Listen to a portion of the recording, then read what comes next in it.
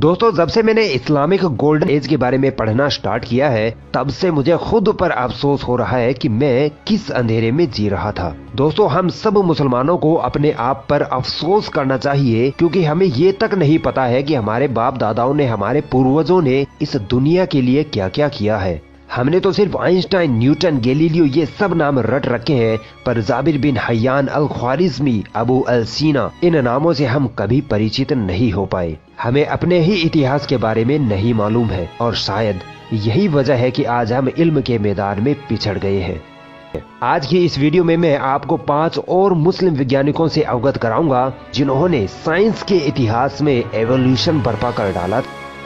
मोहम्मद इब्ने मूसा अल ख्वारिज़मी।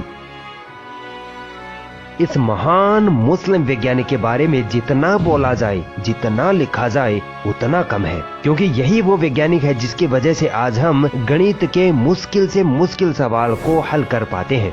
आपने स्कूल में गणित के इस तरह के सवालों को तो जरूर पढ़ा होगा। इस तरह के सवालों के टॉपिक को अलजेब्रा कहा जाता है, और इसकी खोज अल ख्वारिज़मी ने की थी। अल ख्वारिज़मी को फादर ऑफ अलजेब्रा कहा जाता है। गणित विषय पर इन्होंने एक किताब लिखी, किताब अल जबर वल मुकाबला। इस किताब का जब लैटिन, ग्रीक और अंग्रेजी भाषा में अनुवाद किया गया, तब इस किताब के अल जबर शब्द को बदलकर अलजेब्रा कर दिया गया, और इस तरह आज हम गणित के इस विषय को अलजेब्रा के नाम से जानते हैं, जो कि अल ख्वारिज़मी की देन है।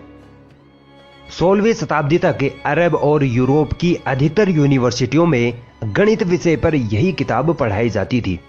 दोस्तों, अगर मैं ये कहूँ कि बिना अल ख्वारिज़मी के आज कंप्यूटर की खोज ना होती, तो शायद मैं गलत नहीं होऊंगा, क्योंकि कोई भी कंप्यूटर बिना एल्गोरिदम के नहीं चल सकता, और इसी एल्गोरिदम सिस्टम की खोज अल ख्वारिज़मी ने 1000 साल पहले ही कर ली थी। लैटिन भाषा में अल ख्वारिज़मी को एल्गोरिदमी कहा गया, और इसी से बना एल्गोरिथम।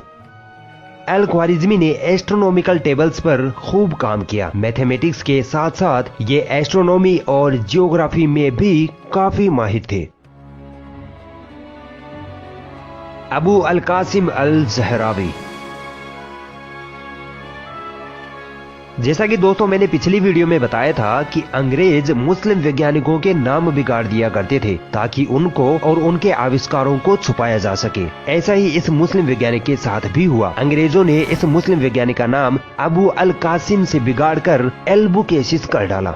स्पेन में पैदा हुए इस मुस्लिम साइंटिस्ट ने चिकित्सा के क्षेत्र में एक इनकलाब बर्पा कर डाला था। ये वो वैज्ञानिक थे जिन्होंने दुनिया में सबसे पहले सर्जरी करने का तरीका इजाद किया। इनको फादर ऑफ मॉडर्न सर्जरी कहा जाता है। अगर ये मुस्लिम वैज्ञानिक ना होते, तो आज बड़े बड़े डॉक्टर किसी मरीज की सर्जरी या ऑपरेशन करने में असमर्थ होते। इन्होंने मरीज की सर्जरी के लिए ऐसे ऐसे टूल या औजार बनाए जो आज भी हमारे हॉस्पिटल्स में ऑपरेशन के दौरान इस्तेमाल किए जाते हैं। इन्होंने चिकित्सा के क्षेत्र में एक किताब लिखी, किताब अल तसरीफ। इस किताब में कई बीमारियों के इलाज तथा बड़े बड़े ऑपरेशन के तरीके बताए गए थे। इस किताब ने यूरोप में मेडिकल एवोल्यूशन ला दिया था। 16वीं शताब्दी तक यूरोप की हर यूनिवर्सिटी में यह किताब पढ़ाई जाती थी। ये पहले वैज्ञानिक थे जिन्होंने हीमोफीलिया की आनुवंशिकता का पता लगाया। ये पहले वैज्ञानिक थे जिन्होंने सर्जरी के जरिए पेट से बच्चा निकालने का तरीका इजाद किया। इसे एब्डोमिनल प्रेगनेंसी कहते हैं। इन्होंने ही टूटी हड्डियों को सही तरीके से जोड़ने का तरीका बताया। ये वो डॉक्टर थे जिन्होंने दांतों को सीधा करने का तरीका बताया, जिसके लिए इन्होंने सोने और चांदी के तारों का इस्तेमाल करना सिखाया। अल ज़हरावी एक physician, surgeon, dentist, chemist, philosopher आदि थे। मगर अफसोस, दुनिया के इस सबसे बड़े डॉक्टर को आज मुस्लिम उम्मा भुला चुकी है। इब्ने अल हैशम। ये वो वैज्ञानिक थे जिनको वैज्ञानिकों का वैज्ञानिक कहा जाए तो गलत ना होगा। इनको ऑप्टिक्स का जनक कहा जाता है। ऑप्टिक्स यानी प्रकाशिकी। यह भौतिक विज्ञान की एक महत्वपूर्ण शाखा होती है जिसमें प्रकाश के बारे में अध्ययन किया जाता है। दोस्तों अल हैशम से पहले के वैज्ञानिकों का ये दावा था कि जब आंखों से रोशनी निकलती है और किसी वस्तु पर पड़ती है तब हमें वो वस्तु दिखाई देती है, मगर अल हैशम ने इस दावे को खारिज किया और बताया कि आंखों से रोशनी नहीं निकलती, बल्कि रोशनी देने वाली किसी चीज जैसे सूरज या लैंप से जब रोशनी निकलती है तो वो रोशनी किसी वस्तु से टकराकर हमारी आंखों पर पड़ती है, तब हमें वो वस्तु दिखाई देती है। दोस्तों आज की मॉडर्न साइंस भी अल हैशम के इस दावे को सही साबित करती है। अल हैशम ने बताया कि जब किसी बंद कमरे में एक छोटे से छेद के जरिए रोशनी कमरे में आती है तो बाहर के दृश्य का कमरे में उल्टा अक्ष बनता है। अल हैशम ने इस पर खूब एक्सपेरिमेंट किए और ऐसे दुनिया के सबसे पहले कैमरे का आविष्कार हुआ, जिसे पिन होल कैमरा कहा जाता है। आज के डिजिटल कैमराज अल हैशम के सिद्धांतों पर ही बनाए जाते हैं। ऑप्टिक्स यानी प्रकाशिकी पर इन्होंने एक किताब लिखी, किताब अल मनाजिर, जो दुनिया की पहली किताब थी जो ऑप्टिक्स पर लिखी गई, जो 17वीं ईस्वी तक दुनिया की हर यूनिवर्सिटी में पढ़ाई जाती थी। अल हैशम ने एस्ट्रोनॉमी पर खूब काम किया। ये मैथमेटिशियन थे, पॉलीमैथ, फिलोसोफर, थियोलॉजिस्ट थे और मेडिसिन के क्षेत्र में इनका बहुत बड़ा योगदान रहा है। इब्ने सीना,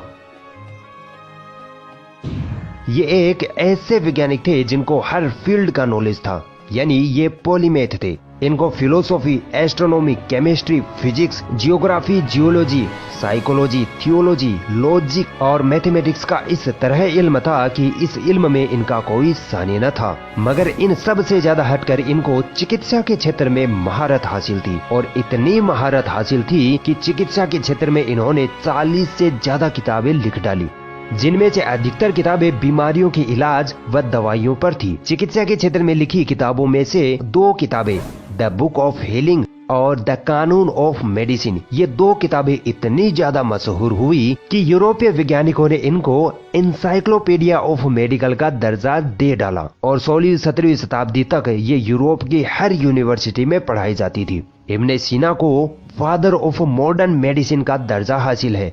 ये वो माहिर वैज्ञानिक थे जिन्होंने बताया कि किस तरह हमारा दिमाग हमारे पूरे शरीर को कंट्रोल करता है। अल जजारी, पूरी दुनिया ये मानती है कि मशीनों ने हमारे जीवन को बहुत आसान बना दिया है, खासकर वाहनों ने। वाहनों और बहुत सारी मशीनों के इंजन में 2 चीजें सबसे खास होती हैं, कैमशाफ्ट और क्रैंकशाफ्ट। इन दोनों के बिना कोई इंजन चल ही नहीं सकता है। अब हैरान कर देने वाली बात यह है कि इन दोनों उपकरणों का आविष्कार एक मुस्लिम वैज्ञानिक अल जजारी ने किया था। अल जजारी की वजह से ही आज हम गाड़ी, मोटर, हवाई जहाज आदि को देख पा रहे हैं और उनसे सफर कर पा रहे हैं। अल जजारी को फादर ऑफ रोबोटिक्स या ऑटोमेटा कहा जाता है, क्योंकि ये वो पहले वैज्ञानिक थे जिन्होंने ऑटोमेटिक मशीनों का आविष्कार किया था, जैसे घड़ियों का आविष्कार, जिनमें elephant clock, candle clock, water clock शामिल है। आज हम छत पर पानी पहुंचाने के लिए जिस वाटर पंप मशीन का इस्तेमाल करते हैं वो इन्हीं के आविष्कार का नतीजा है। इन्होंने एक फीमेल रोबोट भी बनाया था जो लोगों को पानी और चाय सर्व किया करता था। इन्होंने एक ऑटोमेटिक हैंड वॉशिंग मशीन भी बनाई जो आज मॉडर्न फ्लश टॉयलेट में यूज की जाती है। दोस्तों आप सोच भी नहीं सकते कि ये कितने बड़े वैज्ञानिक थे। इनको इस्लामिक गोल्डन एज का पहला इंजीनियर कहा जाता है। ये polymath, scholar, inventor, mechanical engineer, artist और मैथमेटिशियन थे। इन्होंने एक किताब लिखी जिसका नाम है the book of knowledge of Angénieux mechanical devices. इस किताब में अल जजारी ने 100 से ज्यादा मशीनों के आविष्कार के बारे में लिखा है। दोस्तों मैं आप सभी से रिक्वेस्ट करूंगा, खासकर मुसलमानों से, कि आप अभी इस वीडियो को देखने के बाद गूगल पर जाइए और लिखिए इस्लामिक गोल्डन एज, और इसे आप जितना पढ़ सकते हैं, इसके बारे में जितना जान सकते हैं उतना जानिए। कम से कम यार अपने इतिहास के बारे में तो पढ़िए। इंशाअल्लाह इससे आपको बहुत फायदा होगा और आपके इल्म में बहुत ज्यादा इजाफा होगा।